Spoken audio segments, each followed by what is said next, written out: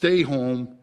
It's the law and it will be enforced. There's a little bit of confusion on the order and everything. There is no confusion. We have allowed most retail to remain open. Too many vagaries about what people can define as essential or non-essential. If you're questioning, should I go out? You got the answer. Stay home. Most retail to remain open. They're not getting paid sick leave. They're not getting access to testing. They're not getting isolation facilities. Stay à la maison.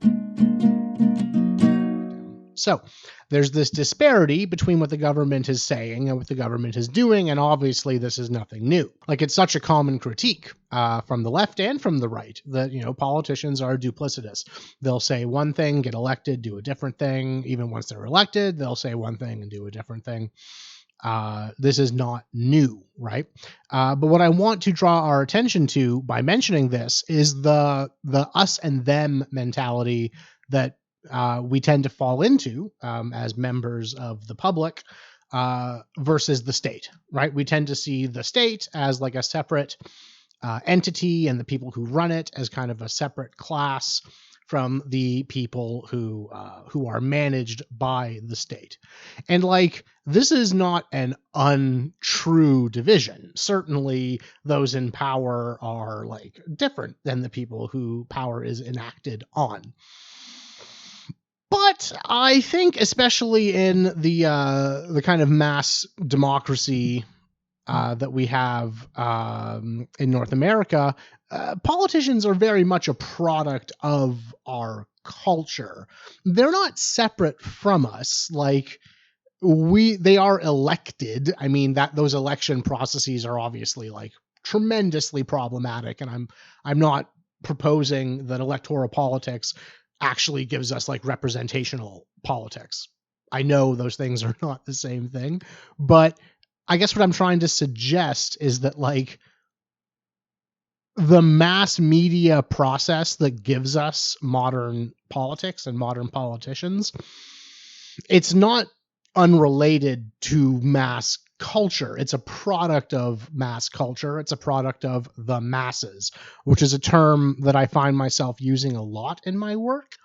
And it's never really a term that I've felt super comfortable using, because I know that it's got these Marxist connotations. It's supposed to refer to like an activated proletariat or like a potentially activated proletariat. It's supposed to indicate some kind of like class consciousness or class solidarity. And I just don't think that those forces operate like very strongly, if at all, in modern culture. Like, I don't see a lot of solidarity. I don't see a lot of community.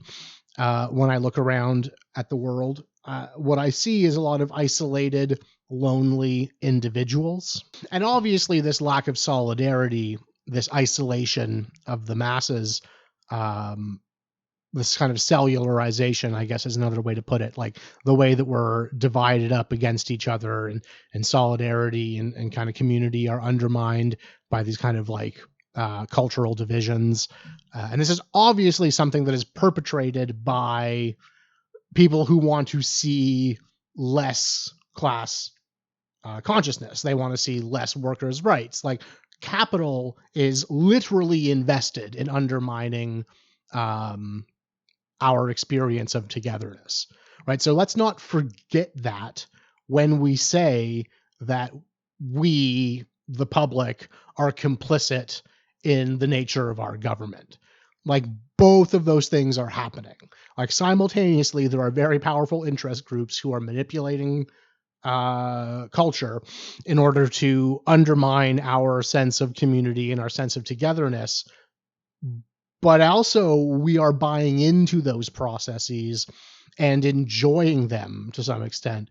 We love it. Like, we love it, folks. We love being lonely because it lets us place ourselves at the center of the universe.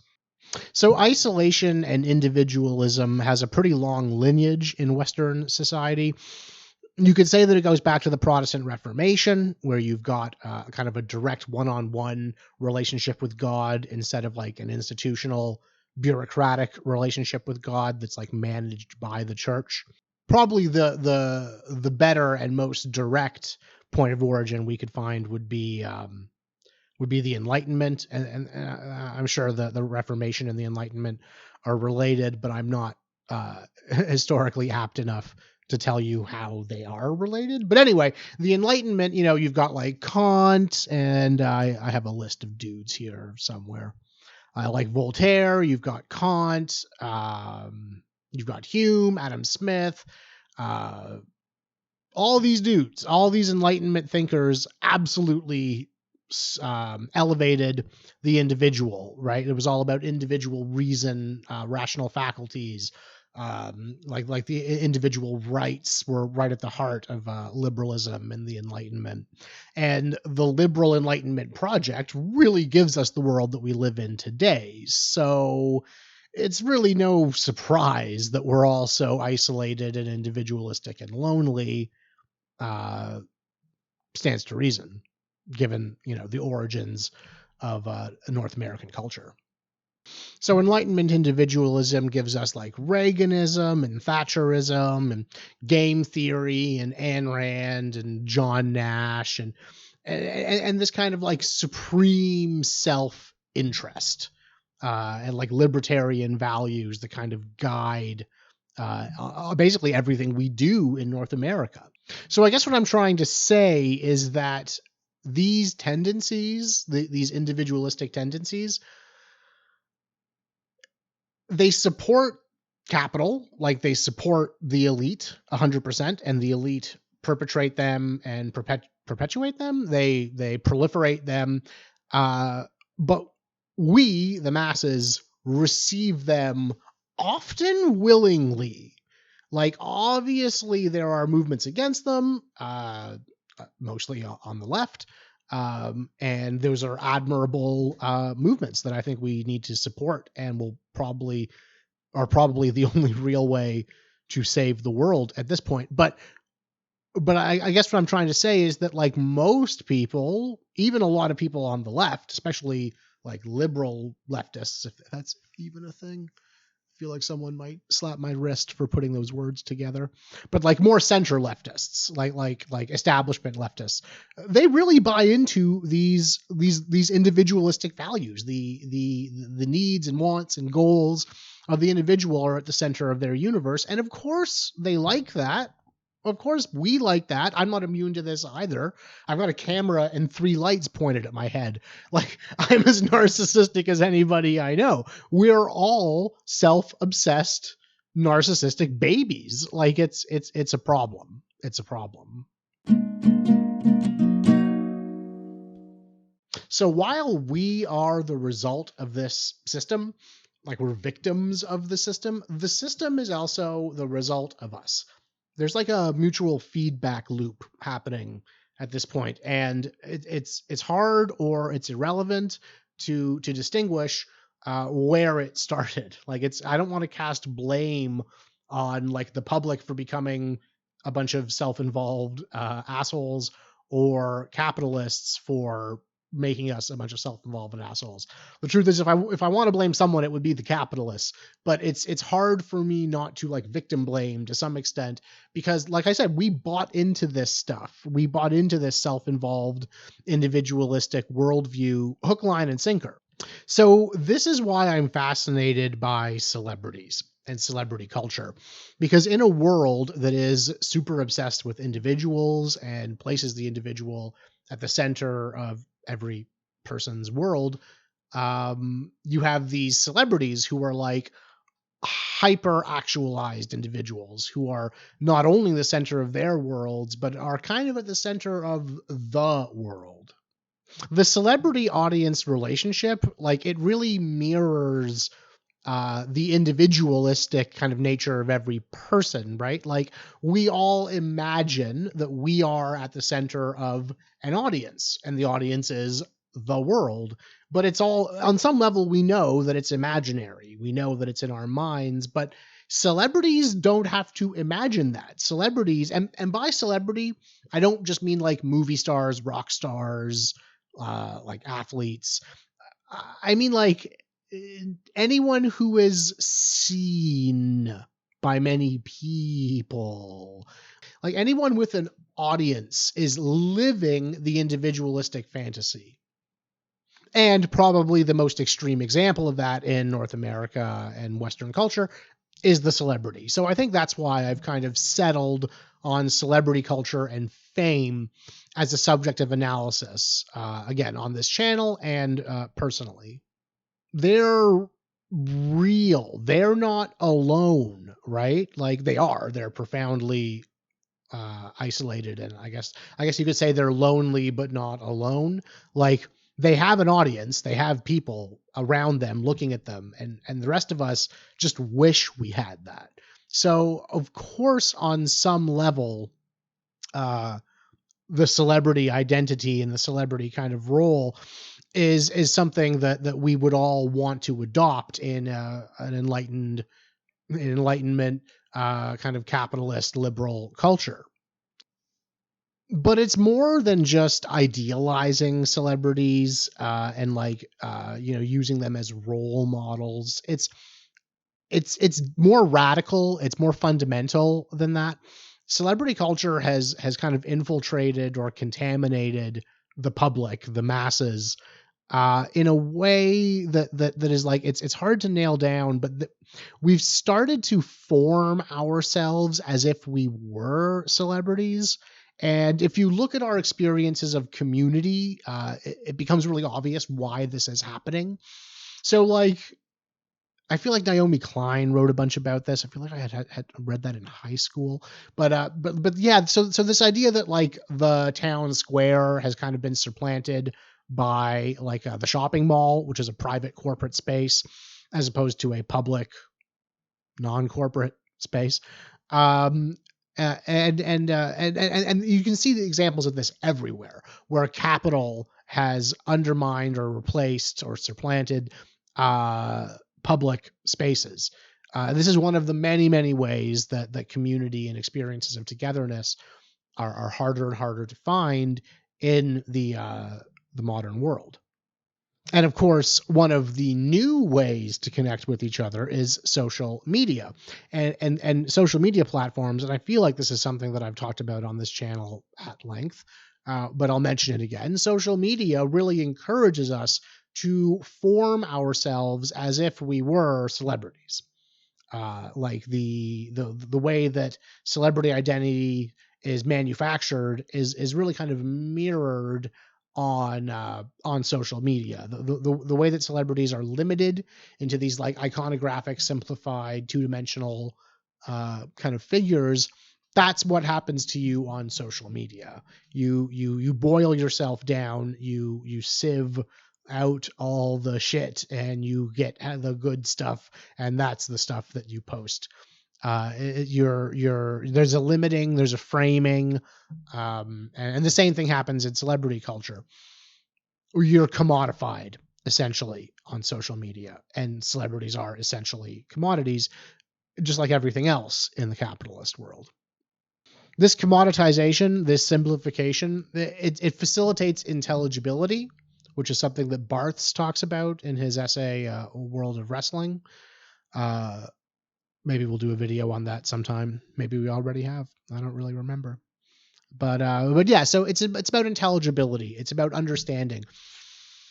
And again, this is one of the reasons that celebrity culture and individualism in the modern world is so appealing, because the truth is we people are complicated. We're messy and we're hard to understand.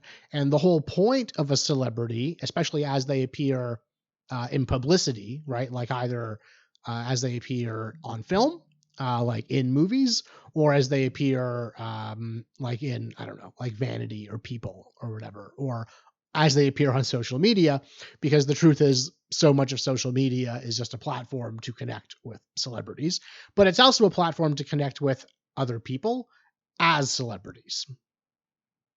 And as a result of this, no one will ever be as famous as a figure like Michael Jordan, or like, say, Madonna, or like Tom Cruise or Tom Hanks. anyone who was famous in the 90s is what I'm saying. Like, basically, what I'm proposing is that there was this, and this might seem irrelevant, but it's not, I promise.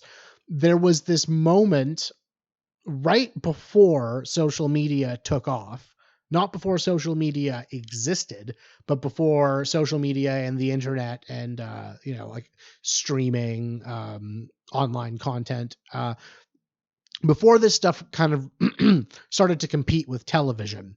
There was this moment where I believe that single individual celebrities got as famous as any celebrity will ever get. The history of mass media is that of a monolithic audience. Up until this point that I just identified, where social media started to replace mainstream media, mass media audiences were more or less singular. And that's because there was one movie house in your town, if you were lucky. And then there were two, and then there were three. And even once there were 5 or 10, or even if you lived in a big city and there was 100, even then, the movies all came from a very limited number of production centers. Basically, mass media is characterized by, if you look at its history, is characterized by these nodes of distribution. And these nodes are all centralized. They all receive their content from a centralized hub, be it like Hollywood or New York. The content all comes from a very limited number of places, and then it's distributed through these nodes. And as the timeline goes on, as you move into the future, you have more and more of these nodes. There's more radios. The technology gets cheaper. More people buy them. More and more movie theaters open up. Televisions get invented. More people buy televisions. But as this proliferation of nodes goes on, you don't really get a proliferation of you don't get an equivalent proliferation of content producers. Obviously, you get more content producers. You go from broadcast television to cable, right? You go from film, which is extremely expensive and therefore exclusive to shoot on, to digital video, which is much cheaper. So yes, you get more content producers, but no, it's not equivalent to the number of new distribution points, and therefore to the growth of the monolithic, basically, mass audience that mass media is characterized by. Now, this trend of a growing monolithic audience starts to break down with the introduction of broadband internet and the ability to stream content, and then the ability to upload content with cheaper cameras, mass distribution of advanced technology, or like what was considered advanced technology 20 years ago, such as digital SLR cameras or studio lighting or green screens. This stuff is super cheap on Amazon. Like, it's easy to do this. Everyone can produce content now, and everyone is producing content. Actually, I've noticed it's kind of crazy, especially since COVID, as I walk around at night, mostly because there's not as many people on the streets in the evening. I'm noticing a ton of people with setups not dissimilar to mine that you can see filming as you walk down the streets. I realize I'm admitting to peeping into people's windows as I go for walks, but I swear it's on full display. You just look to your right and you'll see like bright lights and a camera and like a microphone and like diffusers and shit. So I think most of this is probably for like Zoom calls and stuff, but some, whatever. I'm sure a lot of people are producing content because they're bored during the pandemic. I guess what I mean to say is that now the language that I was using to describe mass media is completely irrelevant. If you want to stick with the distribution node kind of metaphor, we're all distribution nodes now. Everyone has a phone or a computer, or a phone and a computer. And with that phone or computer, you can produce content and you can absorb literally any content in the world. Like, you don't need to go through these centralized warehousing, clearing facilities that provide these distribution centers like theaters or television channels with content anymore. Now you can literally watch anything you want. Like if you want to watch a live stream of a beach in Thailand because you feel, cramped in your apartment, you can do that. I'm sure those are very popular. I just made that up. Maybe they're not popular. They should be. Maybe I should monetize that, actually. Fuck this channel. And you can see this trickling into advertising, like online advertising. I heard on one of the podcasts that I listen to frequently the other day that online advertisers prefer to work with smaller influencers, like in the 50,000 to 100,000 range, or maybe even 100,000 would be too big, like maybe like 20,000 to 50,000. Apparently, like the 1 million, 2 million, 20 million level influencers, like obviously they do get ad revenue. They probably get a shitload of ad revenue. But apparently advertisers will prefer to work with, and I guess this probably depends on the advertiser. But there is a market for this smaller influencer ad buys because there's this experience of intimacy that you get when you interact with a smaller influencer. I'm too old to be able to say that with certainty. I don't interact with any influencers. Truth is, I find social media really alienating and weird. But yeah, I get it. I understand why this would be the case. If someone has like 10,000, 20,000 subs and they're trying to grow either like their channel or their like Instagram profile, well, I don't know what you call that. They're going to be more responsive. They're going to be more active. Like they're going to be more engaged with their audience, and they're more likely to reply to comments directly. They're more likely to reply to comments like with like a heartfelt, like intelligent response because they know that that's how you grow your audience. But conversely, as your audience grows, you're less able to do that. And so when you recommend a product to people with a bigger audience, it feels less genuine because it's coming from someone who as an audience member, you are less likely to have interacted with personally. So that's why apparently advertisers sometimes like smaller influencers. And I think that speaks to the kind of diffusion of fame that we've seen since online culture has really started to take off. Celebrities, as they existed in the 90s, like Michael Jordan and Madonna, I don't think they're ever coming back. But celebrity and fame and attention, they're not just getting diffused among like a broader class of celebrity. They're also getting diffused into the audiences, into the public, into the masses, as we all kind of form ourselves either as like micro celebrities on social media or as like celebrities in waiting, celebrities waiting to be discovered. And this has tremendous political and cultural implications, right? I think it leads to a lot of the problems that we see in activating people and mobilizing people in the working classes, because very few people identify themselves as working class or lower class. They just imagine that they're like there's all this stuff about like literally misapprehending your income and like misapprehending your income versus the average income. Like, but that's not what I mean.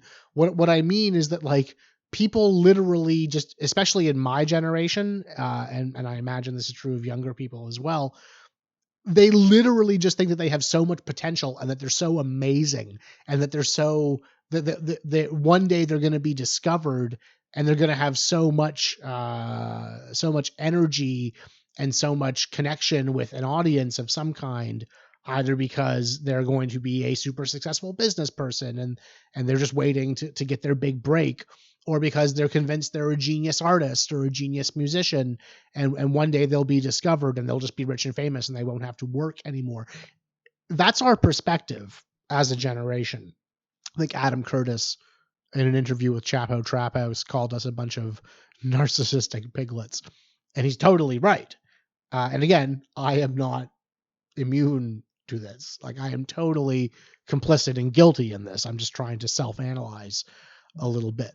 But the point that I'm making is this has significant political and cultural implications, particularly political implications, because it's very, very hard to activate a population where the vast majority of that population is convinced that one day they're effectively going to win the cultural lottery. No one works towards anything in those circumstances, or what they're working towards is, again, the development of their potential celebrity. That's what matters to most people in our generation. And that's the result of celebrity culture, 100%. It's the result of the diffusion of the celebrity into social media and the mass adoption of social media as a kind of identity forming method. And just to be clear, I know that kids aren't using Facebook anymore. Like, I know that social media is not how we like literally the big social media platforms are not how young people are identifying themselves. Just because they're not using literally the platform of Facebook, for one thing, they're using other platforms that are all just trying to harp on Facebook and be the next Facebook. But more than that, I'm not talking about literally putting yourself onto the internet and developing a social media platform or social media profile and audience. I'm also talking about how you see yourself in the world.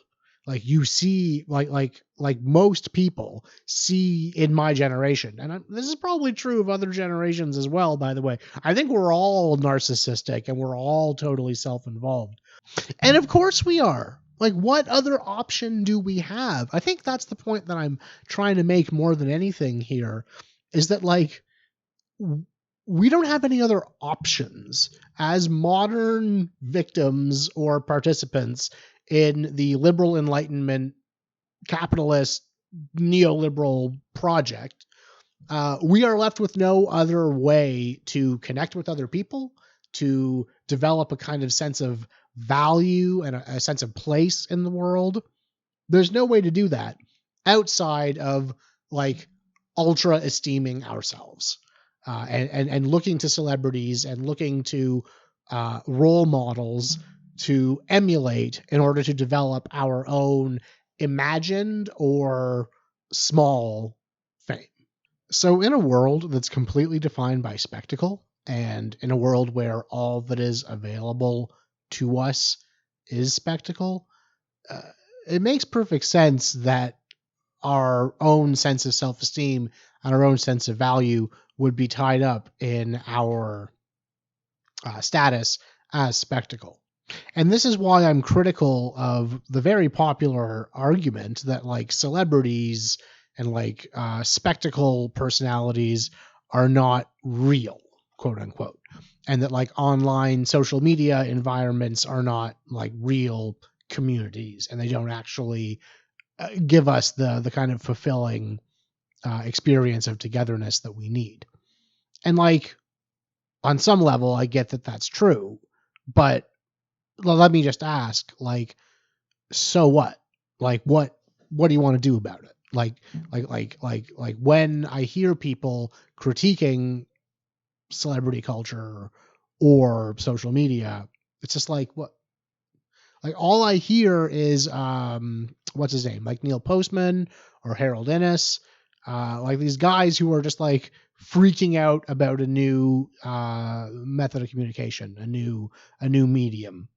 And it's just like, I don't, like, what are we going to move backwards? Are we going to, that's never happened. Like, unless you're talking about, like, the Middle Ages and like the Dark Ages, I mean, like, where we lost contact with the ancient world, like, barring some catastrophic disaster, which is totally something that I can see happening, I don't see us moving backwards. I don't see us going offline and like the trend of individualism the trend of the celebrity, the trend of the supremacy of the self, these are built into Western culture. So the notion that we are going to not connect with each other on social media and move, like I said, move backwards away from the virtual, it just doesn't make any sense to me. Like, it doesn't seem like a reasonable solution to the problem. And I think it's actually like it's unproductive. It's not helpful. And it also assumes, and this is where like the postmodernist in me comes out, it also assumes that there is something outside of representation, that there's something that is not a spectacle in the world. Like, I don't think that's true. I don't think that we ever encounter anything authentically, whether it's on the internet or in the real world. There's always so many layers of mitigation between, object and subject. And I don't really see how social media is any different. It's just another kind of self-presentation. And it's the last in a long line of like isolating forms of self-presentation in the Western world. So we need to learn to deal with the fact that we are alone. We need to find a way to be alone with others, or this is never going to work. We're never going to do anything unless we can actually accept the circumstances that we're in, which is an isolated, lonely, virtual world, and find a way to be together in that world. And I don't know what that way to be together is. Like, I am not a very social person. I'm not a very community-oriented person. I don't really have any solution or any particular solution. I have an idea of a direction that I think we as the left would need to move in. But like the particulars of that, I don't know. If you put a gun to my head, I guess I would fall back on a kind of a weak metaphor, and characterize this possible new togetherness as a kind of fractal, right? Like a fractal is this infinite pattern that is, at every level self-contained. You have a singular element that repeats ad nauseum until it forms a larger version of itself, made up of itself. This kind of cellular individual collectivism might have to look something like a fractal pattern, but again, I'm assuming you have a gun to my head, and I'm just hoping you think this pretty picture is a good enough answer. I don't know what progressivists or leftists need to do to build solidarity online. It's swimming upstream, that's for sure. We're talking about a medium or a platform that is not built to connect people. It's built to elevate individualism and the individual above all else. So it's a difficult project, but I don't really think it's one that the left is going to be able to get around. Which is to say, it either resolves it or it fails. Like, there's no alternative. I just don't think that we can get out of these virtual spaces and get out of the isolated kind of post-capital liberal virtual environment that we live in. We got to learn to work within it. I guess that's about it. Thanks for sticking around, guys. This one was a doozy. If you're still here, I appreciate it. And we'll see you next time.